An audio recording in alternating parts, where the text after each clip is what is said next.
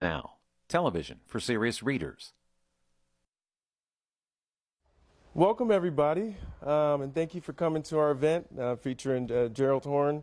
I'm talking about The Armed Struggle, his most recent book. Real quick, I want to welcome you to this space. This whole space is the Legacy Library in which Black Lantern Books, the bookstore, is housed. Legacy Library was created in honor of the legacy of Kwasi Nkrumah, an old-time organizer, and griot who always had a book in his hands and from whom this collection is built. Most recently, becoming an ancestor, it was in his honor to create a library to keep the struggle, to keep the literacy and overall just, comprehension of study and Black liberation alive. So this event is brought to you by a collaboration between Black Lantern Books and Midnight Books, ran by Gabe. And yeah, appreciate you all coming.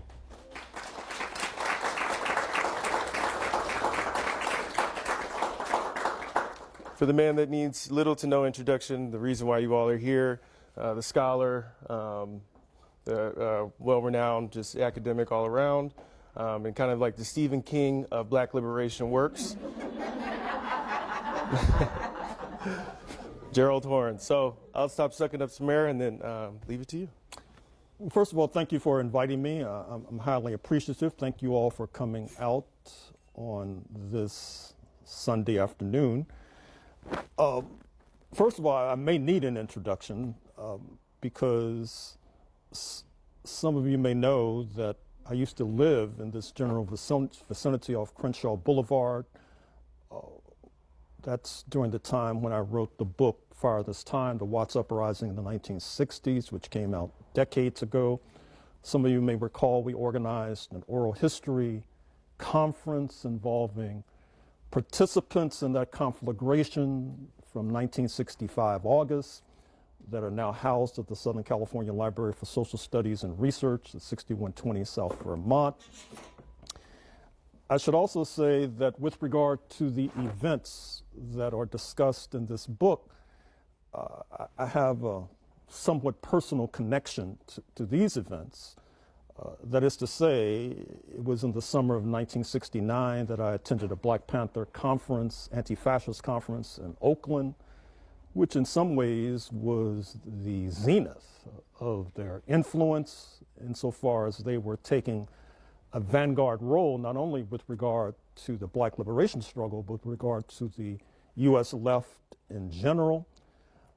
A few months later, I was residing in the San Francisco Bay Area, participating with the Panthers in their activities in Oakland, and I happened to be present at the celebration of the victory of Angela Davis, who you may recall had been charged with capital crimes as a result of events actually that in some ways are depicted on the cover of this book involving what was thought to be an attempt by the younger Jonathan Jackson, the precocious teenager from Pasadena, to be involved in an action to liberate his incarcerated brother, George Jackson, whose books I see on the shelves here.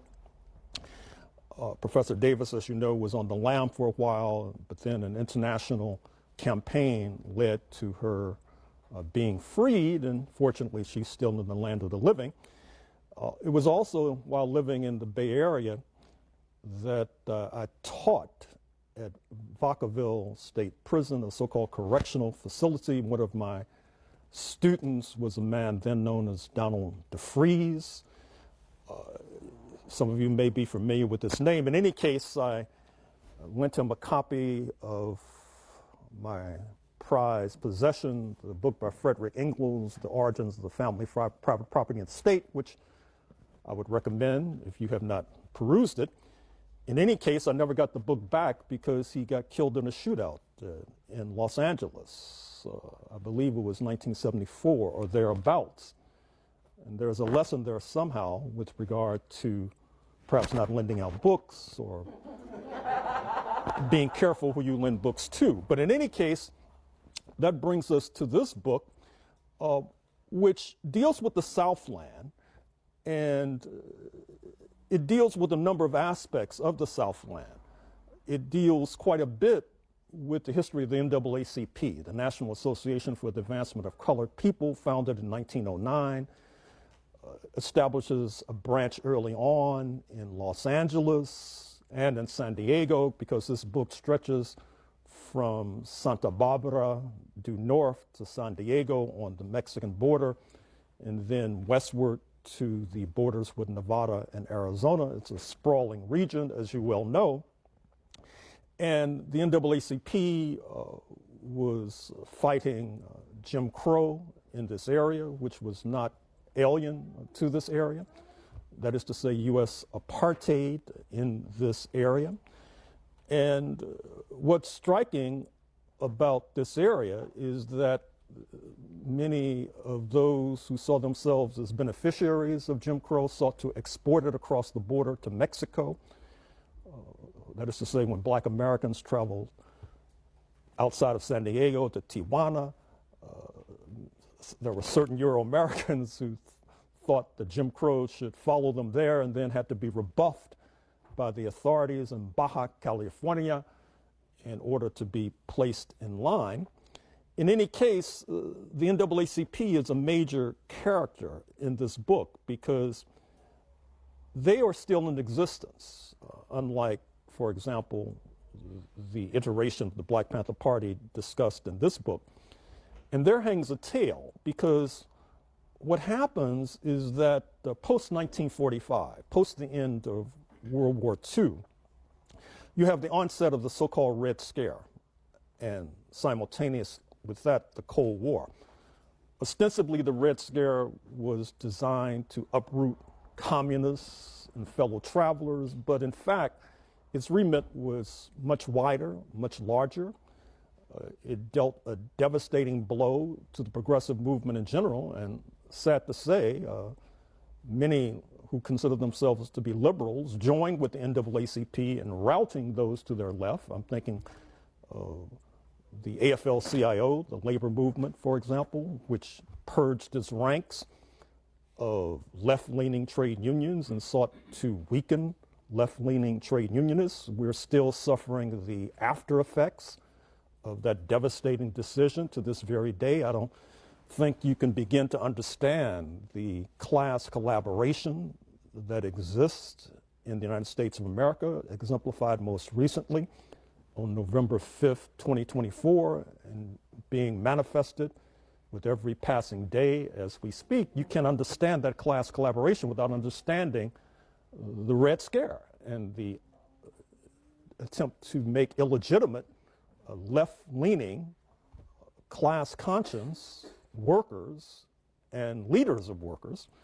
Now, of course, if we had more time, I'd advert to a book I published only a few days ago, which deals with the origins of the United States of America as a settler colonial enterprise, which involved the 1% in London sponsoring a heterogeneous class mixture as they crossed the Atlantic, settling in what they called North Carolina the 1580s, with the mutual determination of uprooting the indigenous population, and with a little bit of luck and a lot of pluck could then send kicking and screaming across the Atlantic enslaved Africans in order to work for free. And that was the origins of the United States of America. That is to say, an origin story rooted heavily, despite creation myths to the contrary, an origin story rooted heavily in class collaboration. We could have overcome that class collaboration possibly, but for, once again, the Red Scare, which had a devastating impact, not least in this region. And with regard to the NAACP, they helped to engineer the tossing overboard of the internationalists amongst us, particularly the late, great Paul Robeson, who used to spend quite a bit of time in this city, given the fact that he, amongst other accomplishments, was a Hollywood star, in addition to be a concert singer and an active socialist, an active revolutionary. And that proved to be a devastating blow to our movement, because historically, once again, to advert to the past and past books that I've written, the way we were able to overcome enslavement in the first instance was through internationalism. Solidarity with the Haitian Revolution, 1791 to 1804, solidarity with British abolitionists, solidarity with Mexico under the leadership of Vicente Guerrero, a president of African descent in the late 1820s, who moved to abolish slavery, which of course led directly to the secession of the then province of Tejas or Texas, which then became an independent state, a leader in the unlimited African slave trade, but unable to withstand the pressure from revolutionary Haiti and abolitionist Britain. It crawled into the Union in 1845, where it's been ever since, although, of course, as you may know, there have been rumblings about Texas seceding once more, believe it or not.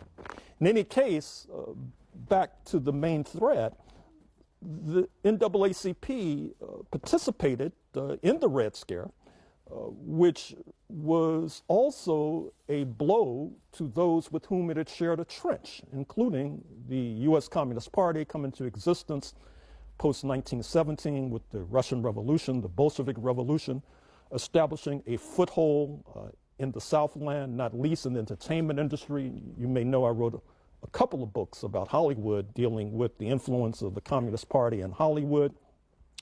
But alas, with the Red Scare, their influence too was dissipated and routed.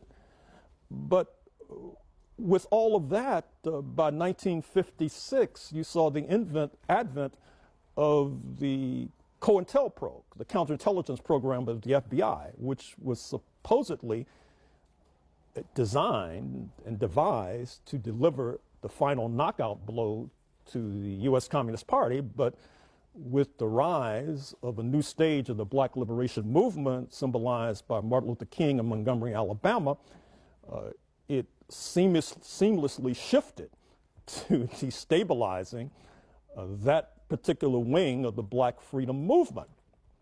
And to a certain degree was not unsuccessful, which leads us then in 1966 to the iteration of the Black Panther Party that I talk about in this book, roots in the San Francisco Bay Area under the leadership of Huey P. Newton and Bobby Seale and David Hilliard, amongst others. A major character in these pages is Eldridge Cleaver, who of course spent quite a bit of time in Los Angeles.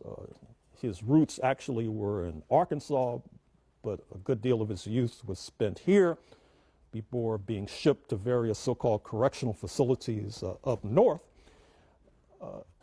Eldridge Cleaver has the distinction under the aegis of the Black Panther Party of making a very profound maneuver in the history and trajectory of our struggle, insofar as it was under his leadership that a foreign legation of our movement was established in Algiers. The late West African revolutionary Amilcar Cabral was notorious for the statement that Muslims flocked to Mecca, the Catholics flocked to the Vatican, and revolutionaries flocked to Algiers, which is precisely where Eldridge Cleaver established the Black Panther Party legation. And in fact, the book opens, for those of you who may have glimpsed at least the first page, with an important meeting taking place in Algiers circa 1971, involving the then spouse of Mr. Cleaver, speaking of Kathleen Cleaver, fortunately still in the land of the living, along with Donald Cox of the BPP, meeting with representatives of then socialist Czechoslovakia about arms shipments to the Panthers for the conducting of their struggles stateside. That same paragraph talks about how another Panther, still in the land of the living, speaking of Pete O'Neill of Kansas City, who was forced into exile where he still resides in Southeast Africa, Tanzania, talking about getting similar arms caches from the Vietnamese comrades, for example. When we talk about this question, we need to segment it.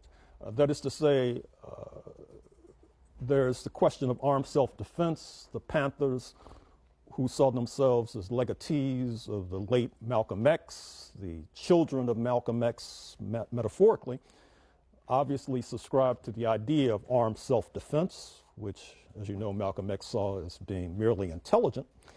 And then there's the question of armed propaganda, which you saw in the spring of 1967 when the Panthers attracted global attention by marching into the state capitol in Sacramento armed in objection to certain legislation that they thought was circumscribe their constitutional rights.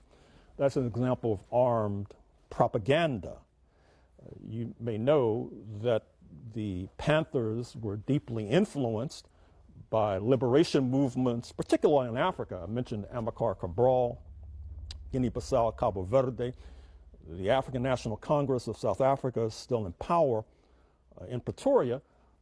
During its liberation struggle culminating in independence in 1994, one of its hallmarks was armed propaganda, as much as armed struggle, for example. Bringing us to armed struggle, that is to say, the deployment of arms in order to accomplish political goals, for example, as was exemplified on the cover of this book. Now, with regard to the Panthers, it's important to understand some of the reasons that they were propelled. There were many reasons. One could begin with the horrific conditions already alluded to concerning U.S. apartheid, U.S. Jim Crow, the legacy, if you like, of the unlimited African slave trade, which established an unpaid sector of the working class that then, even after so-called freedom post-1865, was still subjected to an atrocious Jim Crow. Once again, in this book I made reference to a few moments ago, I don't think I gave the title, African Americans and the New History of the United States of America, I point out this basic contradiction in the United States of America. On the one hand, you have class collaboration, which I've already depicted and described, which, as noted, was exemplified on November 5th, 2024. On the other hand, you have this community that, because they were the unpaid sector of the working class, were forced into class struggle, including uprisings, malingering, various forms of resistance, etc. And that culture of class struggle has descended to the descendants of the unpaid sector of the working class, which is one of the reasons why they voted most heavily against the right wing in the November 5th, 2024 election. In any case, it's not a good mixture to have a minority that's imbued with class struggle surrounded by settlers and settler descendants imbued with class collaboration. That's bound to lead to ructions, it's bound to lead to frictions. It's manifested in the Southland with regard to the oftentimes heavy-handed tactics, to use a euphemism, of the LAPD, which thought, and to a degree still thinks, that it is understaffed. And so, in other words, during the time that I'm writing, the LAPD had a force of about 7,000 to 8,000, the NYPD, say, 37,000, although the Southland is much bigger geographically than the area patrolled by the NYPD. And so, as I pointed out in my Watts book, the LAPD thought that they had to engage in what I termed their draconian deterrence. That is to say, they had to make every encounter memorable, particularly with those who carry the mark of enslavement on their faces and on their backs. And given the fact that this has been a community imbued with class struggle, involved in resistance going back not only to Nat Turner in August 1831 or John Brown in October 1859 or even back to 1526 when the Spanish brought enslaved Africans to what is now South Carolina, but were tossed out as the Africans revolted, which helps to explain why we're sitting here speaking English as opposed to Spanish, or not being here at all, for that matter. And so this was not a very positive mixture, this combination. And so the atrocities visited upon black people by the LAPD helped organically to drive the Black Panther Party into existence. There are other factors as well. You know that post-1945, and particularly during the administration in the 1960s of then Governor Edmund Pat Brown, there was breakneck construction of college campuses, community colleges, Cal State system, University of California system, campuses established at Santa Barbara, Irvine, San Diego, et cetera. And the Black Panther Party, despite its talk about the lumpen, we can talk about that in more detail if you're interested, because I've written about it at length. In many ways, they're sort of working class intellectuals.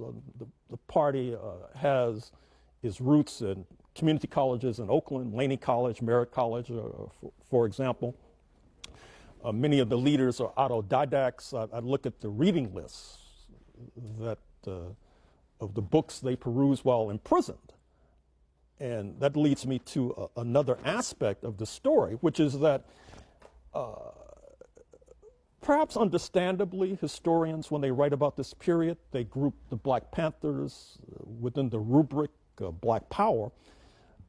But of course, those with whom they share that rubric, they oftentimes had conflict with, particularly in this town, with the so-called cultural nationalists. You may be familiar with the shootout at UCLA in January 1969, which crippled the Panthers significantly, leading to the killing of Bunchy Carter and John Huggins.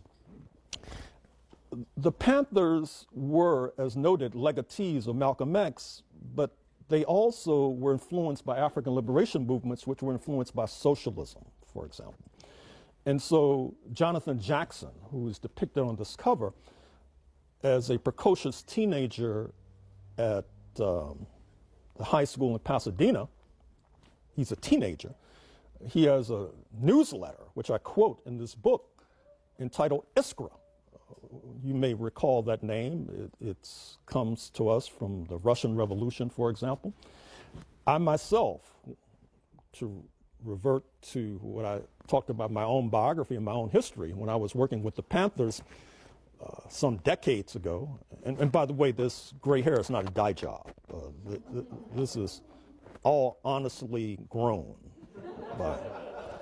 And so in our study groups, we were reading Maurice Cornforth, The Theory of Knowledge, Historical Materialism, Dialectical Materialism, reading Plekhanov, reading Lenin, reading Marx, Engels, Rosa Luxemburg, for example.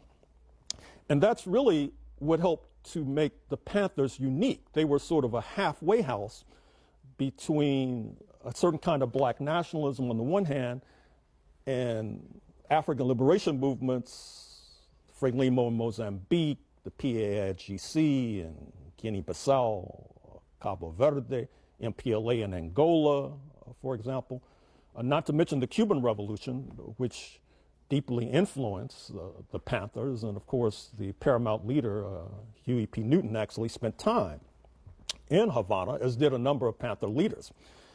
So in addition to the LAPD, breakneck campus construction, ideological currents flowing from Cuba and from across the Atlantic from Africa, there's also the entertainment industry, because that's part of what makes the Southland unique, and the Panthers were able to benefit heavily from close associations with Hollywood. Dalton Trumbo, perhaps the most talented screenwriter Hollywood has produced to this point. You should watch his movie Spartacus, starring Kirk Douglas, based on the novel by Howard Fass, or at least listen to the score, which has received various renderings, including by Yusef Lateef, if I'm not mistaken. An anti-slavery epic. He, of course, had been a communist, driven into exile in Mexico, becomes a donor to the Angela Davis campaign. In fact, as I talk about in the book, at a pivotal moment in the trial of Professor Davis, he helps to counsel the lawyers with regard to how they can dig themselves out of a hole in which they thought they had found themselves. And so the entertainment industry plays a pivotal role in the pages of this book. And speaking of the lawyers, I should also mention their role, because Leo Branton plays a key role in this book. He was the lawyer for the Panthers. He was the lawyer for Professor Davis. He was a lawyer for the Smith Act defendants, that is to say the Communist Party defendants. They were put on trial in the early 1950s after you had communists running for office, getting tens of thousands of votes in the Golden State. And surprise, surprise, they found themselves soon on trial, then some of whom in prison, some of whom chased into exile. But Leo Branton, unfortunately, he has passed from the land of the living, but we should be more familiar with his legacy. And one of the things I find interesting about Branton is that he represents a trend that was once important in terms of the black liberation struggle. That is to say, that he was not only of African descent, he was of Choctaw descent. As you know, you have these strange rules in the United States of America, whereby African ancestry tends to override all. Actually, the not-so-hidden agenda is that with regard to a person like Branton, you could more easily claim that his ancestors should be enslaved, and then they should not have claim to the land because they're black, of course. They're not Choctaw, even though that's what he was. But he played a huge role in terms of the freedom of many and justly accused. And speaking of which, I should also mention the kind of political repression that was visited upon the Panthers, which led to their having to rely upon mass movements and on the legal wizardry of those like Leo Branton. Some of you may be familiar with December 4th, 1969, when Fred Hampton and Mark Clark, Panther leaders, were shot in the wee hours of the morning at the behest of the state. I've already made reference to the UCLA shootout, other shootouts, other forms of repression, too numerous to mention, not to mention various kinds of investigations, tax audits, the kinds of tactics that I'm afraid to say are going to become even more prevalent in this country going forward in the 21st century, given the administrations thus far of the Tangerine Tyrant, for example. So perhaps I'll sum up and turn it over to you by saying that the Panthers' legacy has yet to be extirpated, the legacy of militancy, the legacy of confronting police terror, for example, the legacy of internationalism. And the NAACP is still with us. I'm still hoping against hope that we can influence them in a direction that mirrors their trajectory pre-Red Scare, where they were much more internationalist-minded. You may recall that in 1944, they called out of retirement their elderly patriarch, W.E.B. Du Bois, to be a kind of foreign minister of the NAACP. But then he was unceremoniously ousted, fired in 1948, as the NAACP decided to embark on the anti-communist Red Scare path. But in light of these Copernican changes taking place in the world with the rise of China, the rise of the BRICS, the alienation of Canada right on the northern border, which I think is going to have huge consequences going forward, it's not past time for the NAACP to, for example, get things straight by perhaps apologizing to the descendants of Paul Robeson and perhaps having an audit of some of their past misdeeds, which not only included not standing alongside Robeson, but not necessarily standing tall when the Panthers came under attack. And of course, the Red Scare, and of course, the Communist Party is still with us. For all I know, there might be communists in this room. So, I'll stop there and I'll turn it over to you. Thank you for your attention. Right on. Thank you.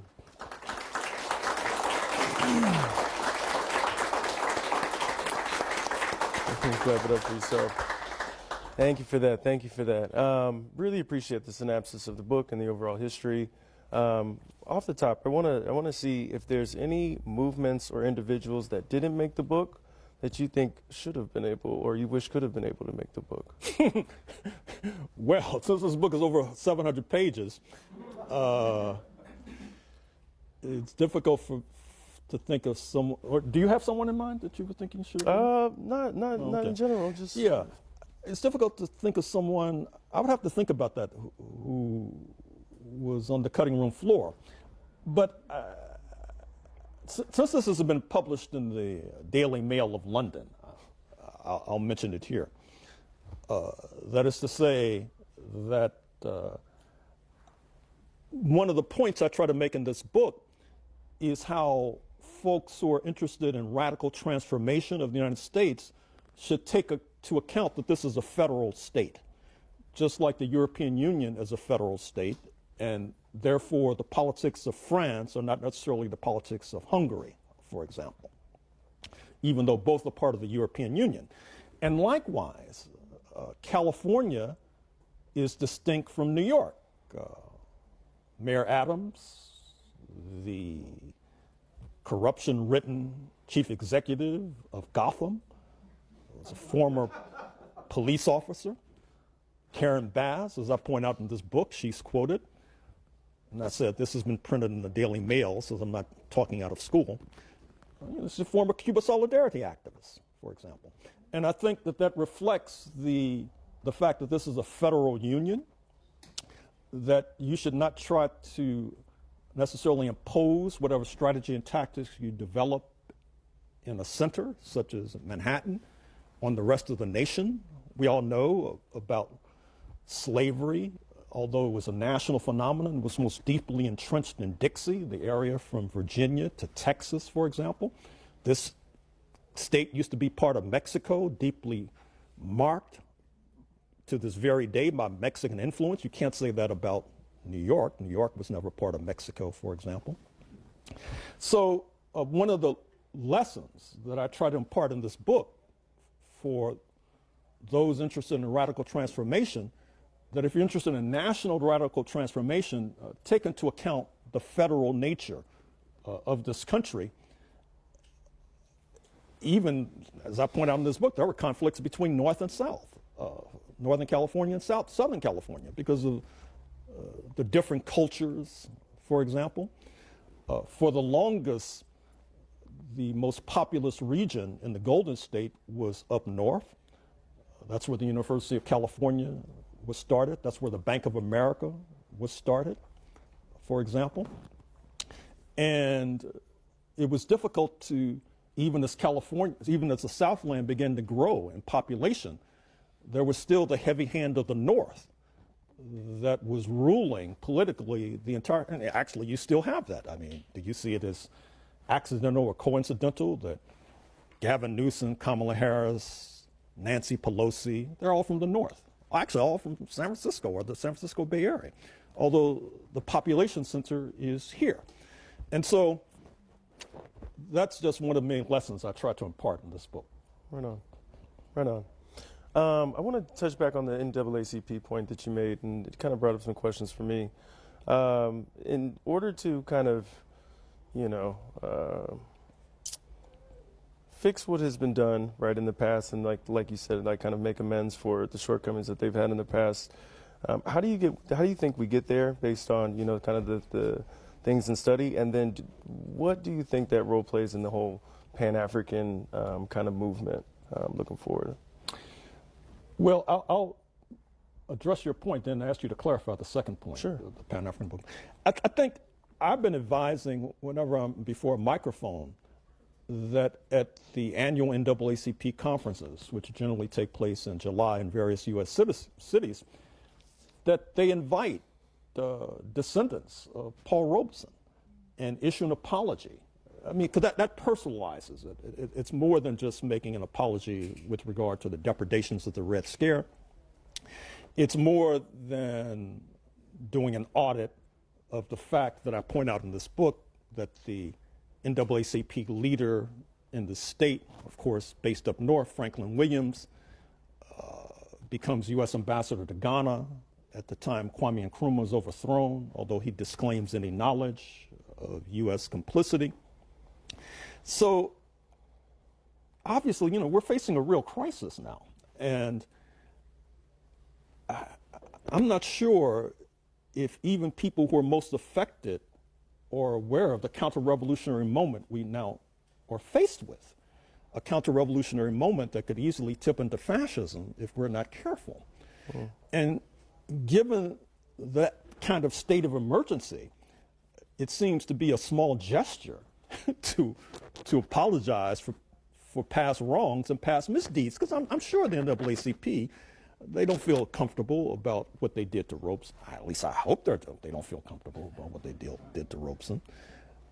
And once again, I'm trying to personalize it because obviously he was such a towering intellectual, towering figure, a man whose income drops in the early 1950s from the 6 figures to the low 4 figures, for example, because of the so-called blacklist, because of the Red Scare, because of the fact that in 1950, 1951, he pioneered and dragged the United States before the United Nations, charging the United States with genocide against black people. That was a turning point in terms of his pummeling and pulverizing. Now, with regard to the second point, it was something about Pan-Africanism. It's just the role, if any, that the NAACP, given their transgressions, would play in like the progression of Pan-Africanist movement. Oh, you mean going right? forward? Exactly, because given the history of armed struggle is always tied right between the diaspora and support from all over, from Garvey to we actually have a sketch of Paul Robeson right up there, but. Yeah, is their role necessary, and what does that look like going forward, given the times that we're in now? There's a lot, as we speak, there's a lot of outrage in wide and diverse circles in this country about the United States freezing aid to South Africa because of fraudulent claims of the African National Congress government persecuting the Afrikaners, that is to say, the settlers of mostly Dutch and partially French Protestant descent, who helped to impose apartheid in 1948 and still exert wide influence, as you know. Mr. Musk, or Mussolini, given his Musketeer. recent salute, fascist salute, has roots in apartheid South Africa, but he's not alone. One of the leading venture capitalists up north in Silicon Valley, Roland Botha, you may recognize his name, a descendant of Pete Botha, who was the final foreign minister of apartheid South Africa. David Sachs, the crypto czar and AI czar in the White House, apartheid South Africa. Peter Thiel, who of course helped to fund J.D. Vance and helped to propel him, and also helped to fund Mr. Trump in 2016. So it's difficult to separate these recent rhetorical attacks on South Africa from the influence of these relics from apartheid South Africa now on our shores, in the United States of America. And so I imagine that the NAACP is upset, like many, with this fraudulent attack on the ANC government. Just like I imagine that there are many rank and file members who are excited about events in the Sahel that are unfolding as we speak, in Burkina Faso, Mali, and Niger, the attempt to reclaim the wealth of those regions, including uranium and gold, kicking out the French, also if I'm not mistaken, co-opting the government of John Mahama, recently inaugurated in Ghana. Very exciting developments. And if the NAACP consults its own history, it will find that at one time, it was part of the Pan-African movement. I mean, Du Bois, as you know, he organized the Pan-African Congresses following World War I, under the aegis of the NAACP, for example. Mm-hmm. The Pan-African Congress in Manchester, 1945, organized by Du Bois during his brief tenure and his return. It was only with the Red Scare and what I call the Compromise of 1954, where in return for anti-Jim Crow concessions, we would ditch internationalism, that you saw the NAACP diverge from the internationalist path, the Pan-Africanist path, but obviously that bargain no longer obtains. I mean, we're in a new situation right now. Although it's oftentimes difficult for people to understand when they're in a new situation, even as the blows are raining down on their head. Right on. I'll get a couple more questions in, and then we'll leave it to the crowd for Q&A. Speaking on the Sahel states, right? I think that over time in history, and I haven't got to peek into the book yet, but it does seem like these. I think you mentioned it before, how struggle is just kind of natural and keeps going and growing and things like that. From the formation of the Sahel states to overall, you know, the increase of neocolonialism across the country, whether it be the perception of, you know, foreign input and things like that, to the opportunity for that on the continent. Do you feel like that's getting better over time, or you feel like that's just kind of regressing? Well, it's a mixed picture. I mean, if you look at the continent's giant, Nigeria, when President Tinubu was sworn in a year or so ago, he was under tremendous pressure from the U.S. authorities because apparently during his tenure in Chicago as a young man, he was involved in some hanky-panky, and the U.S. was threatening to release the files unless he towed the line. And of course, after the regime change in Niger, which led to this present left-leaning government, there were rumblings in Abuja that the Nigerians were going to invade and topple the regime in their northern neighbor, which of course led the Sahel states to bolt from ECOWAS, the Economic Community of West African States, spearheaded by Nigeria. But what we need to realize is that I see the present moment in the United States and the present Trump moment is really a sign of weakness as much as anything else. Weakness in the face of the rise of China, the rise of the BRICS, Brazil, Russia, India, China, and South Africa. How else to explain this helter-skelter, erratic policy where you're attacking Canada without taking into account the downstream consequences of having an unfriendly neighbor on this lengthy border, for example, with Canada having the possibility of shifting its petroleum from going south to across the Pacific to Japan and China, for example, with Michigan, Wisconsin electricity, Michigan, Wisconsin, New York, their electricity coming from Canada, for example, without thinking about the consequences of that. Supposedly, tariffs are scheduled for the European Union rather shortly. The European Union, of course, could do a diplomatic shuffle and try to mend relations with China, which I'm sure Washington would not welcome. But I say all that to say that the current moment offers enormous opportunities for African nations. You see it with the BRICS. When Kamala Harris visited Africa, for example, during her vice presidential tenure, every airport she landed at, be it Accra, Ghana, Lusaka, Zambia, Dar es Salaam, Tanzania, was either designed or built by Chinese interests, for example. The United States has moved to worsen relations with South Africa, but its major trading partner is China, for example, with whom it shares a trench in the BRICS. So we're in the foothills of what could possibly be an important moment. Now, of course, we've been in the foothills before, and things did not work out the way that some of us had envisioned. But that just bespeaks the fact that we need to be vigilant. We need to be perpetually educating ourselves, which is something I don't necessarily see nowadays. And of course, we have to be militant and organized. Right on. And then last question. In writing this book, 700 pages and all, what's something that you came into thinking, one way, and then, amongst your research just kind of gained a new perspective, or, just kind of illuminated on, right?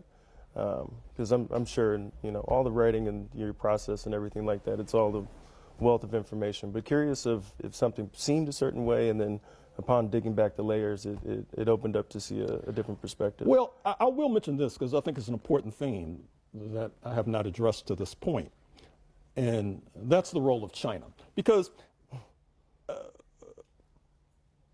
part of what befell the Panthers is that post-Nixon going to China in the early 1970s, where you had this entente between Beijing or Peking and Washington on an anti-Soviet basis, there were many, as I said, I happened to be around at that time, they did not see things that way, even though the newspapers were all reporting that. In fact, I'm doing a book on U.S.-China relations right now. So I was at the Reagan Library just a few days ago, and I was looking at memoranda from the White House in the early 1980s involving technology transfer from across the Pacific, from the United States to China, helping to build up China. And of course, China, after Deng Xiaoping, the paramount leader, came to Washington under Jimmy Carter in December 1978, he goes back to China and, of course, launches a war against Vietnam, showing that he's a reliable ally. The Panthers did not necessarily see things that way, and that led to rifts with their comrades in Cuba. It led to rifts with comrades in North America. But alas, that strategy backfired, because now China's this juggernaut. It's in the passing lane. I'm sure you followed the news about DeepSeek, this artificial intelligence instrument. They spent $6 million on after the Tangerine Tyrant had this conference at the White House with Sam Altman of OpenAI and Maya Sohn, the venture capitalist from Tokyo, and Larry Ellison of Oracle, talking about spending, what, $500 billion? Or was it 500 million or billion? Million. Really? Well, I thought it was billion. I think it was a billion. Seemed a little short. On Stargate. So we're in a new moment. Look, speaking of C-SPAN, if you go to C-SPAN, you'll see a speech I gave a few years ago when I got the American Book Award for my book on the 16th century, The Dawning of the Apocalypse. And I drew an analogy between why we're speaking English and the rise of China. Because basically what happens in the 16th century, so you have a conflict in Christianity between the Protestants and the Catholics. And the Protestants in England, they're the scrappy underdogs. So they basically cut deals with the Muslims against the interests of Catholic Spain, His Catholic Majesty. And of course, that proves to be a winning ticket. And so fast forward to the 20th century, a conflict in the socialist world between Moscow and Beijing. Actually, Moscow would say the International Communist Movement in Beijing, and Beijing cuts a deal with Washington, and it turns out to be the winning ticket, apparently, at least thus far.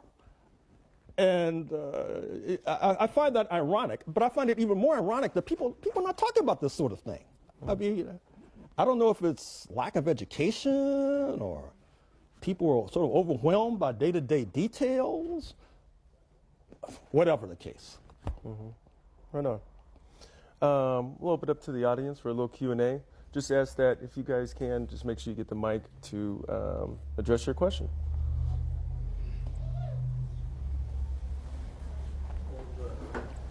We have a question right up here.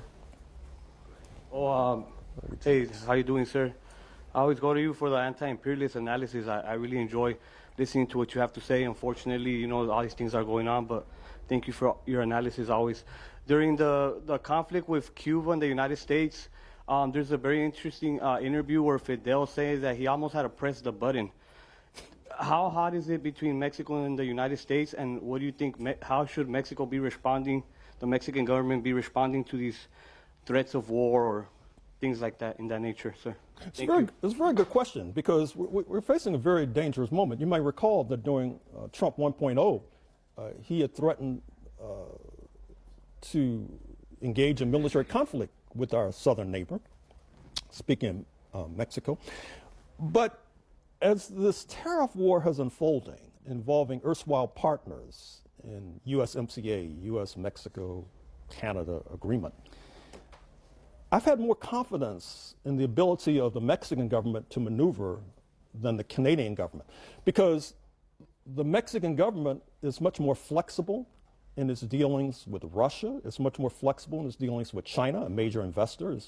It's flexible in its dealings with Cuba. One of the few, you know, the previous president, Lopez Obrador, he didn't make many foreign trips for whatever reason. But one of the few foreign trips he did make was to Havana. And of course, there's a historic relationship between Mexico and Cuba. In fact, in one of my earlier books, I talked about how at one point Mexico was threatening to invade Cuba in order to overthrow slavery in Cuba, for example. So I'm confident that President Sheinbaum will be able to navigate these tricky waters, this conflict with the U.S., not least because I see Mexico as being very diplomatically agile right now, which is extremely important given the disparity in terms of Mexico having a population of only 130 million, United States, 330 million, more or less. So I'm confident that Mexico will be able to weather the storm. We had a question up here.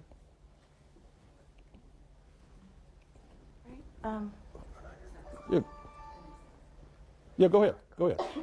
Sorry. Greetings and thank you, Dr. Horne. The question I have is, might be loaded and very big, but I don't know.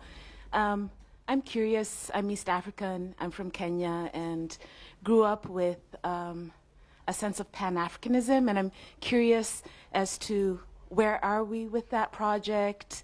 What's the next phase of that project? What are we doing? Thank you so much. Thank you. And a point of personal privilege, let me recommend to you my book on Kenya. Yes. Dealing. Oh, you're familiar? Oh, good. I'm glad to hear that. I mean, let's face it, we've had stronger moments in the history of Pan-Africanism than we are enduring today. As I said, a turning point came when you had the Compromise of 1954, where Black Americans were promised a kind of citizenship in return for ditching our internationalists, which meant ditching a certain kind of Pan-Africanism. But even having said that, you had a Sixth Pan-African Congress in Dar es Salaam, Tanzania in 1974. It had some problems. I talk about it in my book on Southern Africa. I won't go into the details now. But part of the problem is that when the Pan-Africanist Project began to take flight, a good deal of Africa and the Caribbean was colonized. And therefore, they saw a need for these non-state movements, such as Pan-Africanism. But once they attained emancipation and liberation, that impulse was folded into first the Organization of African Unity, now the African Union. It was folded into the CARICOM, the Caribbean community. And basically, it sort of leaves out in the cold the Black Americans. I mean, we need Pan-Africanism and international solidarity more than most, given the adverse conditions that we face in this country. But as I've tried to suggest in previous moments, it's really lacking. But once again, I mean, I remain confident that objective conditions will push us in that direction because, as I said, we're in a very dangerous moment right now. And, necessity is the mother of invention is a common aphorism in this country. Perhaps enhanced persecution or oppression will be the mother of enhanced solidarity. Some revolutionary optimism. Hi, my name is Sherry, and I'm with the Partisan Defense Committee and the Spartacus League. And I want to thank Midnight Books and Professor Horne for endorsing a very important united front nationally, open all police archives. Open all police archives, and really, we want to expose the top 100 most heinous cases in every city. All those files should be open to the public, okay? And it's really important that this be a united front of working class and oppressed people. That really, the families are all isolated and fighting this on their own, and sometimes spend years trying to open up these files. The other statement that I'd like to bring attention to is this one about how the Democrats fiddled while the fires burned and that only the working class can save Los Angeles. If you'd like to learn more about that, I'd like to, come please talk to me afterwards and I can tell you more. But I really appreciate the talk you gave today. I wanted to say that it was interesting that you talked a lot about class collaboration, and there's a very fine book by Professor Robin D.G. Kelly called Hammer and Hoe. And it really talks a lot about the very important work that the CP did in the South in fighting black oppression. However, the betrayal was them supporting FDR's New Deal. They did not protest the internment of the Japanese in World War II. And in terms of class collaboration and giving into Popular Front, which is what that is, where you tie the workers and oppressed to their class enemy, I wonder if you would speak to that. Well, you may know from the book that I have new revelations with regard to the internment of Japanese Americans, particularly in the Golden State, under the aegis of then Governor Earl Warren, who then goes on to become Chief Justice of the United States, writing the majority opinion in the epical Brown versus Board of Education decision of 1954 and validating and making illegitimate Jim Crow. So once again, I think that in this settler colonial regime that still persists, if we understand the true history, we will recognize that it was grounded in white supremacy, and white supremacy of a capacious and broad manner.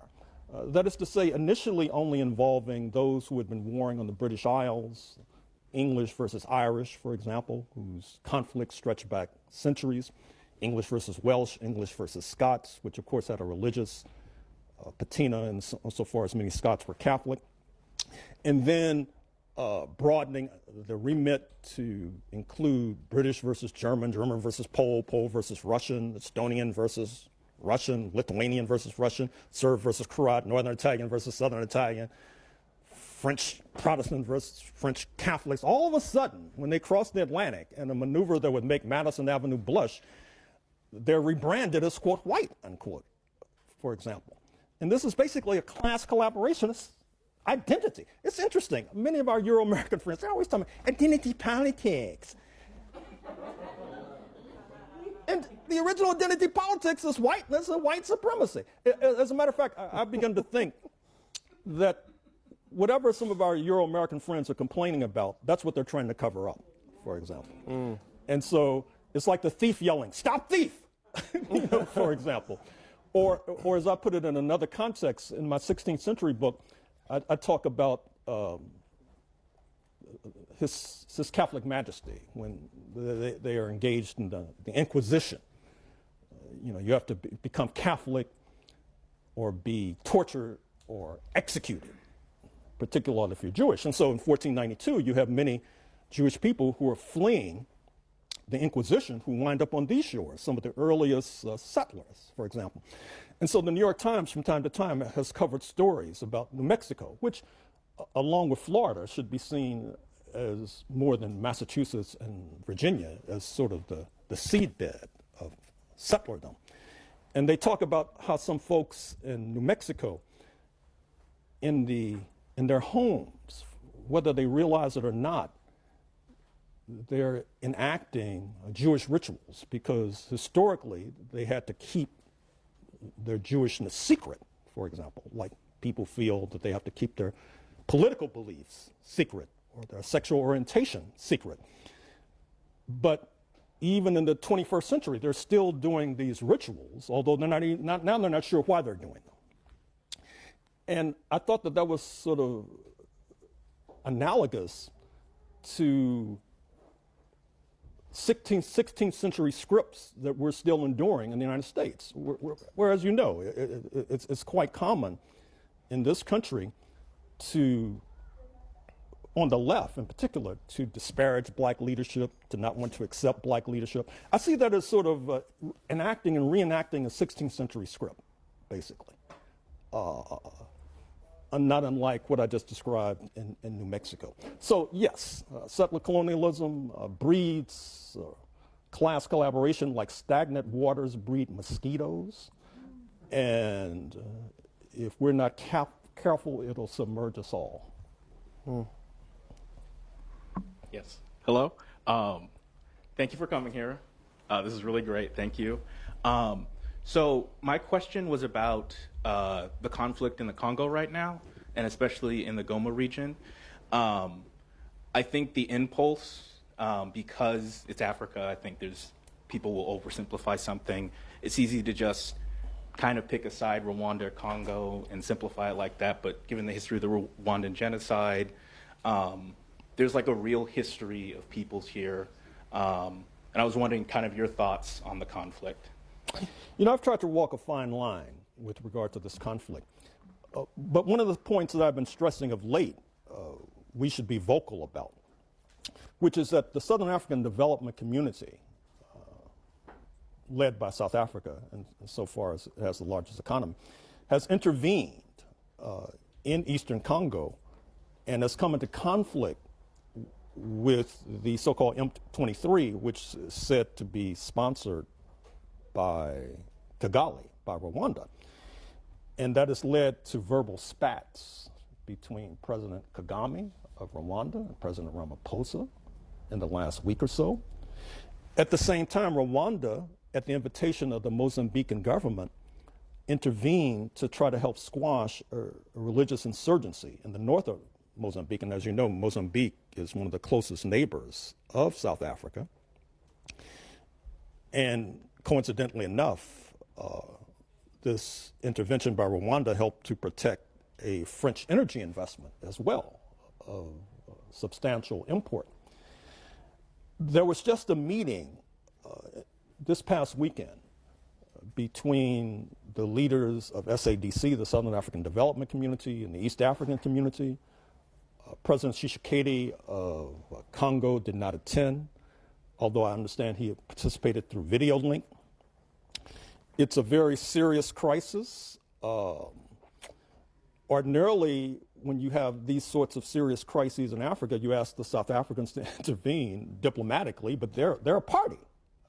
So they can't be both an umpire and a player, so to speak. All I can say is that I trust that this will be debated at the United Nations. Perhaps there will be a party that all sides can agree on as acting as a mediating force. The Cubans, for example, who have experience in helping to solve these sorts of disputes. So I'll just leave it there and proceed. Thank you.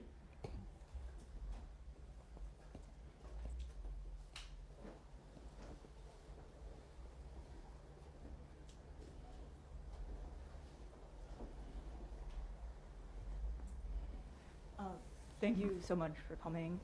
And I really appreciate your comment around the Red Scare and communism having been used to both delegitimize. I'm having, your voice is sort of muffled. Is this any better? All right, go ahead.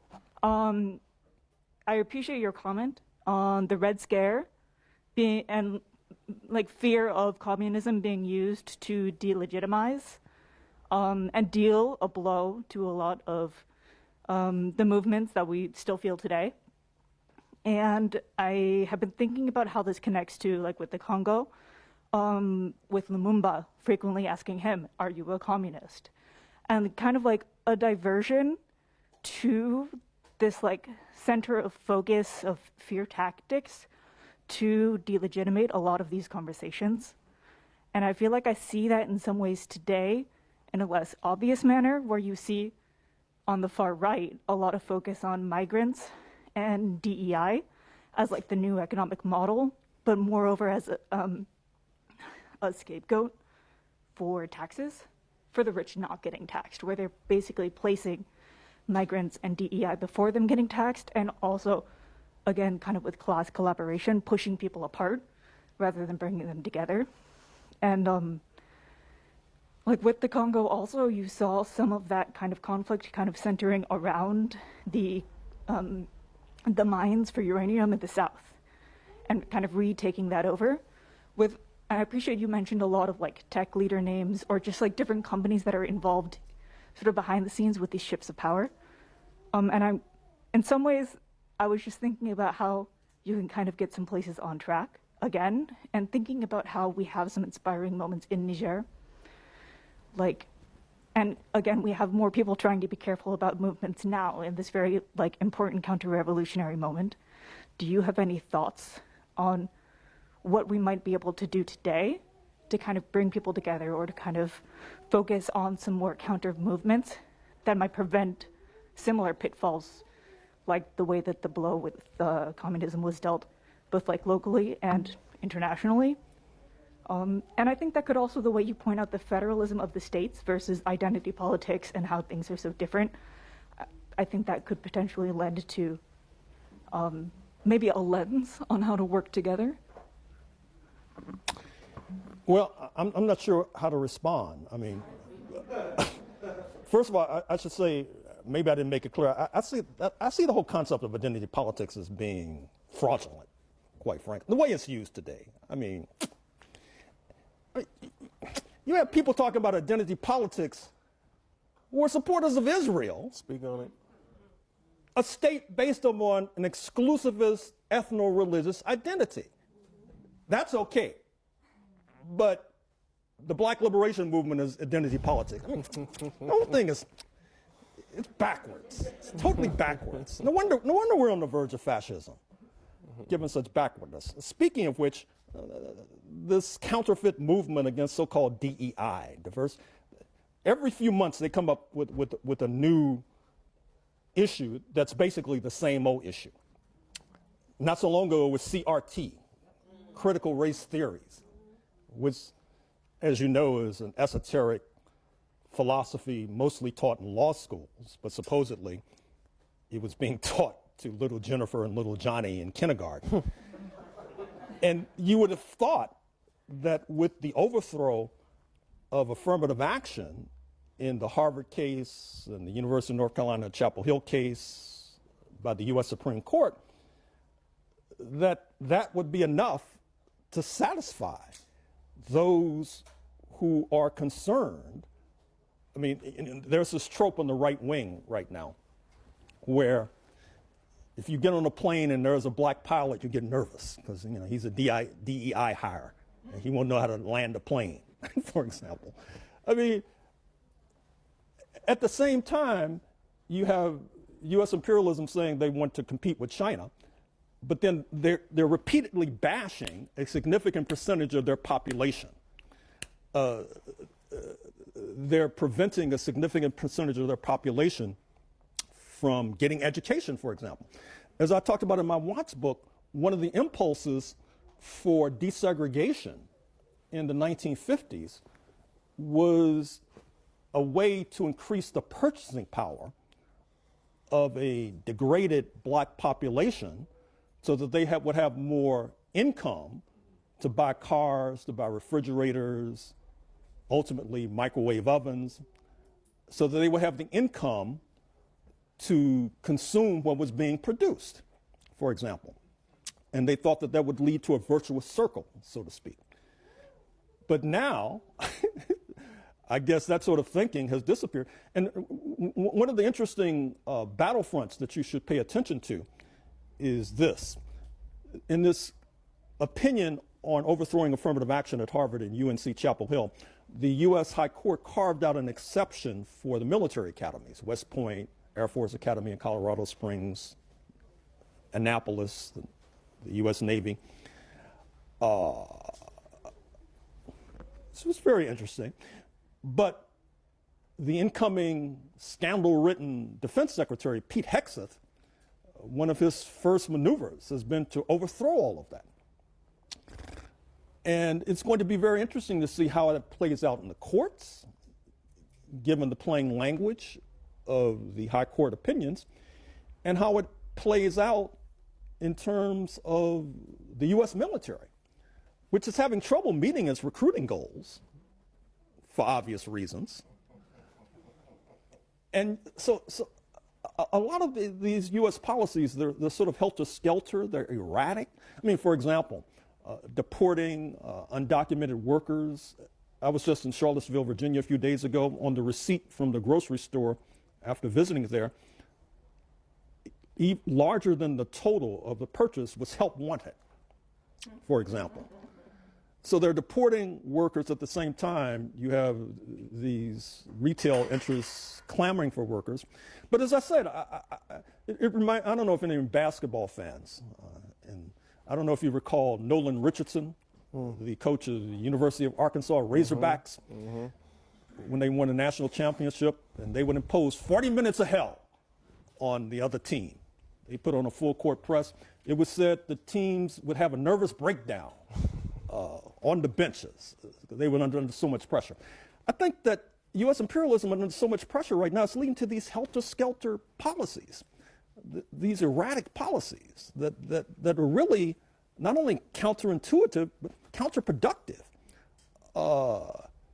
But as I said, I see it as a sign of weakness and a sign of being under pressure.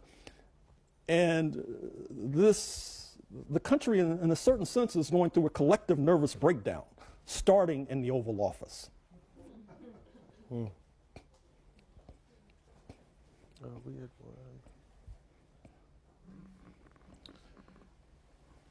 Thank you, Dr. Horne, for your talk about the book today.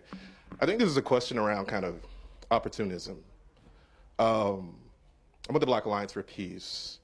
And so, you know, you talked about Cabral, like looking to, saying all the revolutionaries are looking to Algeria.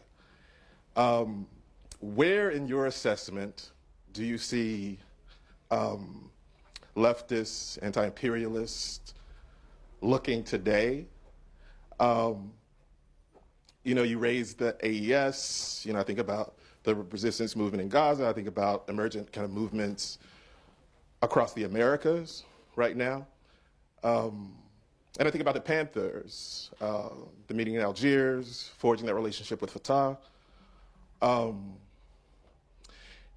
So, yeah, the question, I suppose, is what kinds of opportunities are instructive for us, if you could leave us with one or two, that you saw the Panthers either create or take advantage of that might be instructive for us? Thank you. Well, I mean, I would start with Havana, of course, because a priority for our movement should be solidarity with Cuba. And there are some hopeful signs coming out of Cuba. Cuba, as you know, has ascended to the BRICS, Brazil, Russia, India, China, South Africa. The port of Mariel, not far distant from the capital, Havana, is envisioned as sort of a hub that will have tentacles reaching into the neighbors, particularly Haiti, Jamaica, perhaps even extending as far south as Grenada, whose prime minister, as you may know, just spent a week in China,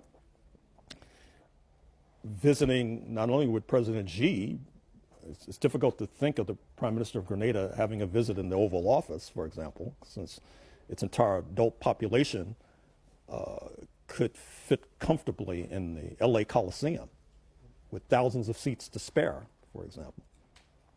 So given its proximity to the United States, given the importance of Cuba over the decades to the Panthers and to other movements, given what a blow it would be if the revolutionary process were to be weakened, obviously a top priority of our movement should be solidarity with Havana. And I'm confident that that will take place. Thank you, Dr. Horne. It's an honor for me to be able to listen to your wisdom and your work over all of these years. I have two questions. I'd like to break them into two parts. Number one is, could you provide any comments? I'm very concerned about what we're seeing in Israel in terms of almost a war of annihilation. Same thing like in Ukraine. Seems like we're entering a phase where the unrestricted use of violence to achieve political ends has been subliminally validated as a tool. And to me, that has very dangerous, I mean, I know it's always happened. It's happened kind of out of sight. There's been other, you know, the Vietnamese were on the receiving end or something like that. But we're seeing something seem to have been somewhat validated by this recent event in Gaza. Could you make a comment on that? Well, sure. I should have mentioned when I was talking about South Africa that in his bill of indictment against Pretoria, against South Africa, Mr. Trump included the ICJ, International Court of Justice case brought by South Africa, given Israeli depredations in Gaza. And of course, you know that Mr. Netanyahu visited Washington just a few days ago, even though there's an International Criminal Court indictment hanging over his head. And I was surprised that there was not an attempt at a citizen's arrest of Mr. Netanyahu and bundling him off to The Hague to stand trial, for example. With regard to Gaza, you may have seen or heard of the recent comments by Mr. Trump in his meeting with Mr. Netanyahu.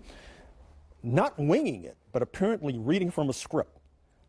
He called for the United States military to become involved in ethnic cleansing of Gaza and spoke in very off-putting terms about Gaza becoming a kind of Riviera on the Mediterranean, mirroring the earlier comments of his son-in-law, Jared Kushner, who had spoken in similar terms.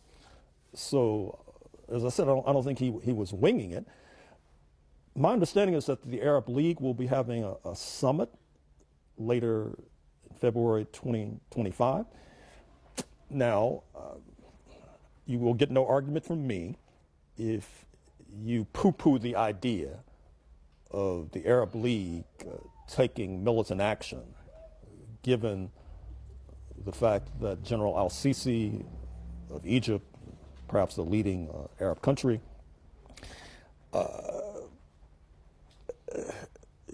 he has a bone to pick with Hamas. Recall, he came into power in the first instance by overthrowing Mohammed Morsi about a decade or so ago, who had ties to the Muslim Brotherhood, a la Hamas having ties to the Muslim Brotherhood. And the Saudis, of course, obviously they're not necessarily the most dependable and reliable of allies for the Palestinian cause. Although I was happy to see some of the statements coming out of Riyadh objecting to what Mr. Trump had to say. But given the interlocking relationship between the Gulf monarchs, the Saudis, et cetera, and Mr. Trump, Jared Kushner, et cetera, it would be understandable if you were not necessarily optimistic about what they would seek to do. But having said that, it's apparent that Israel was fought to a standstill in Gaza. We had been told that their objective was to eliminate Hamas. Obviously, that did not take place. You had the forces in Yemen shooting missiles into Israel on a regular basis and fundamentally shutting down the Israeli port of Eilat, not to mention compromising the Suez Canal, which General al-Sisi gets a significant amount of revenue from because ships were trying to avoid the Red Sea going past Yemeni territory to get to the Suez Canal. The U.S. authorities have made noises about going back into negotiations with the Iranians, but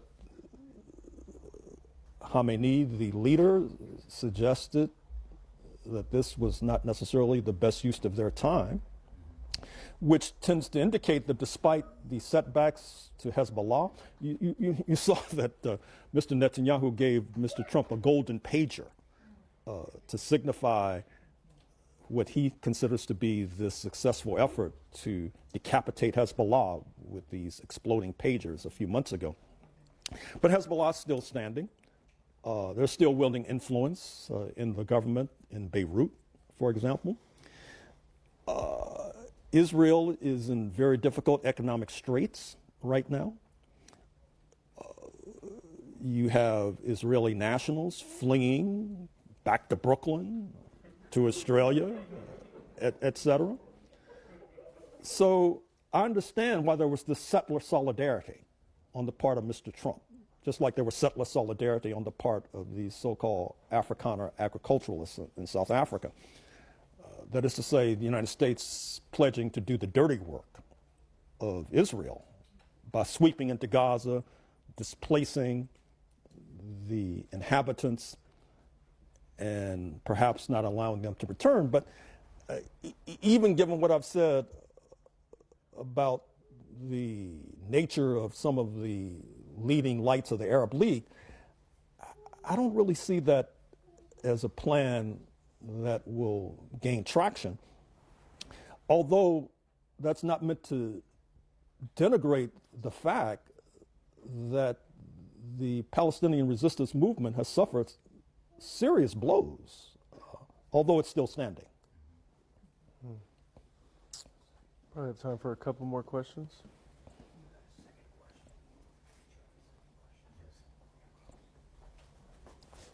My second question was, how does the armed struggle of the Native American over history factor into our strategies, knowing who we're dealing with? Well, it's interesting. You know, I wrote a book on Texas a year or so ago, and that book deals quite a bit with the armed struggle of the indigenous population, of the Comanches in particular.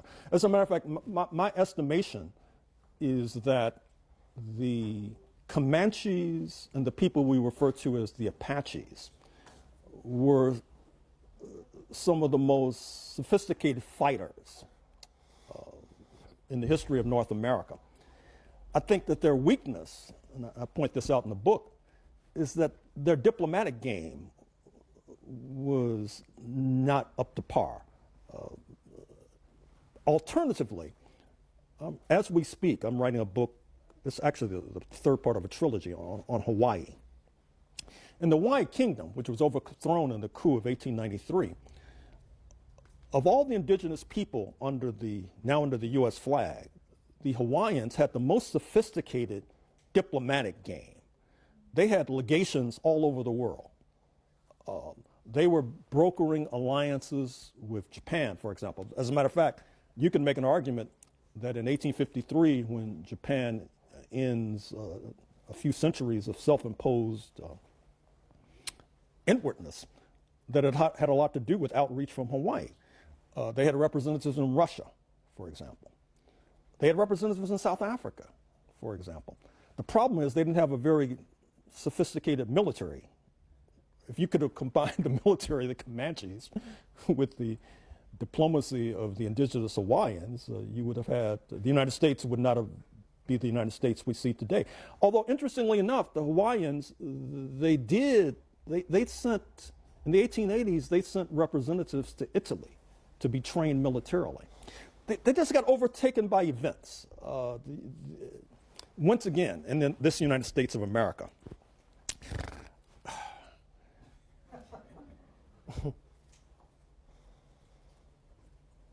you might be familiar with Willy Brandt, the former German leader. And when he went to Poland after the war, he fell down on his knees and apologized for what pre-existing regimes had done in Poland. I think a lot of these U.S. folk, they need to fall down on their knees and apologize. Because look at this notion of republicanism, anti-monarchy, for example. Now, it's clear that republicanism, small r, what's popularly called democracy, it was racially coded. It wasn't meant to include Native Americans or my ancestors. It's obvious. I mean, otherwise you wouldn't have had a 3/5 rule in the Constitution. Otherwise you wouldn't have had 700,000 people dying in the Civil War to overthrow slavery. Or to return to Hawaii, when they overthrew the regime, it was under the guise of anti-monarchy. You know, monarchy is backward. We want Republican. Of course, republicanism was like the United States. Only those who were melanin deficient were allowed to vote, for example, which then outraged the Japanese, leading directly to the attack on Pearl Harbor in December 1941. So you would think that all of these alleged bright minds in the United States of America, that they would have thought about some of these things, or at least they would have fallen down on their knees like Willy Brandt and apologized for not thinking about it.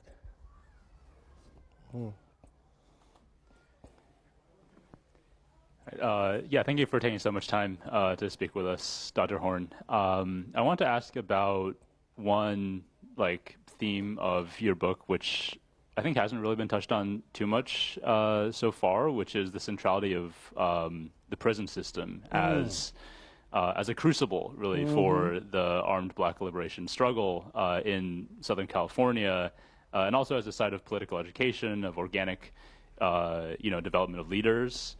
And yeah, I guess the specific question I had was how you see that status of the prison during, the high tide of armed liberation struggle in relation to the subsequent period of mass incarceration, which, as we know, was also in many ways engineered originally in California, as Ruth Wilson Gilmore, has written about extensively, among many others, and also sort of what tactical lessons we can learn from this history that you document in your book when it comes to the ongoing struggle to liberate political prisoners today and prisoners in general, particularly when we see that, in Gaza, Al-Aqsa flood, which was in many ways in itself a mass prison break, has secured as probably its most unqualified success the mass release of hundreds and hopefully thousands eventually of Palestinian political prisoners from Zionist torture camps. Well, thank you for raising that question. It was an error for me not to mention prisons because in the book, in the introduction, where I lay out the basic framework and the basic themes, the paragraph following the construction on a breakneck level of community colleges, state university, UC system, as being a seedbed for the rise of the Panthers, is followed by paragraphs about the prison system as well, and how they served as, in many ways, as sort of a classroom for Panthers and militants and revolutionaries. I did mention, if I'm not mistaken, the kinds of reading that took place in the prisons, because I got access to the reading lists that some of the Panthers were requesting. And that brings me to another point. And here's a project for the budding scholars in the room. it would be interesting to compare the prison experience of the Panthers and Panther adjacent forces in the 60s and 70s with the prison experiences of the African National Congress in South Africa, because I know from my work on South Africa that the ANC was very well organized in the prisons in terms of having a structure in the prison, having classrooms, education, political education. As a matter of fact, I would say that the ANC was much better organized than left and radical forces in California or in the United States in general. And so it would be interesting to compare those two cases to try to ascertain, well, why the discrepancy?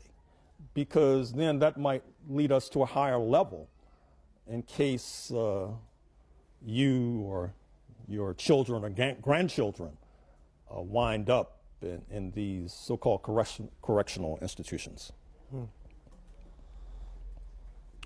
Right on. We got one more question, and then we'll wrap up. Yeah, thank you for everything. My question is, I don't know if it's like, I don't think it's vague, but it's a little broad. With settler colonialism and class collaborationism, right, and seeing what's going on between Israel and Palestine in the last 75 years, and understanding that like the kibbutzim are labor Zionists influenced by Marxism and the Soviet Union. I'm curious about your thoughts on labor Zionism here in Black and Indigenous liberation movements.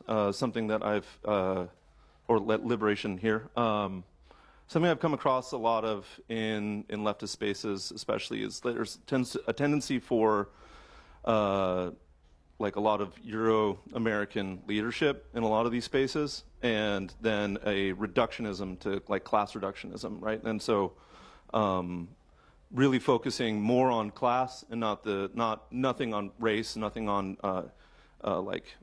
gender bigotry or any of these other things. Now, not getting into idpol or anything, but more that these things are always kind of shoved aside or reduced to just being class or economic, what's the word I'm looking for? Yeah, economic distractions, exactly. Distraction from the movement, that it's not, that's trying to divide and conquer within these spaces, and a lot of people feeling left out in that. And so something that I got from your book, especially The Counter-Revolution of 1776, is this understanding of class collaborationism from settlers, myself included, and how much that is having an effect on these liberation movements, kind of an entrenchment of labor Zionism into the communist movement here in trying to liberate Black and Indigenous people. I hope that made sense. I think I understand the question. I mean, I think